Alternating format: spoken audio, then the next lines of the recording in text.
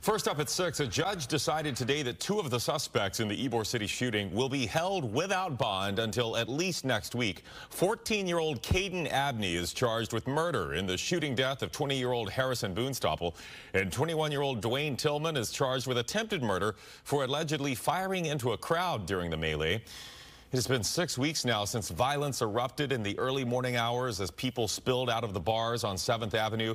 An argument led to gunshots. 2 people were killed, 16 hurt. Fox 13's Evan Axelbank reports from the state attorney's office.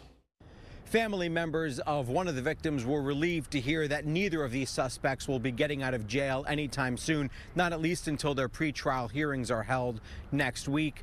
The lives of these victims' family members are a nightmare, even with them behind bars. Friday's hearings for 14-year-old Caden Abney and 21-year-old Dwayne Tillman were routine. So you will be held without bond on those charges. Even though the morning of October 29th was among the most chaotic Tampa has ever seen. These are his ashes. Brucey Boonstapple was awoken 3:30 that morning and rushed to TGH, where she found her son, Harrison, didn't make it.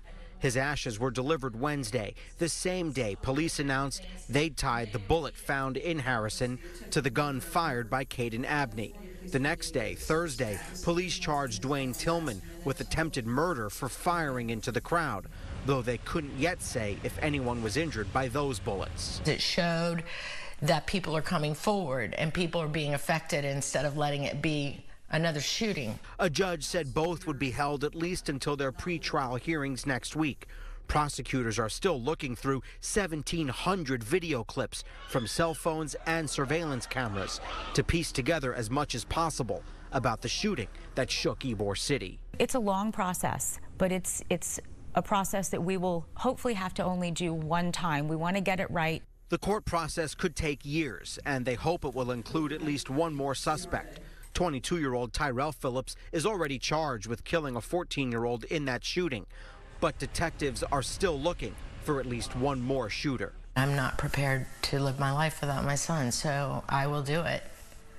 I will do it, and part of my healing process, and it's not even a healing, it's not getting through something because it's with us, you know? Abney is due back in court on Tuesday. Tillman is due back in court on Friday, and this case is going to be prosecuted by the head of the state attorney's gun violence unit. In Tampa, Evan Axelbank, Fox 13 News.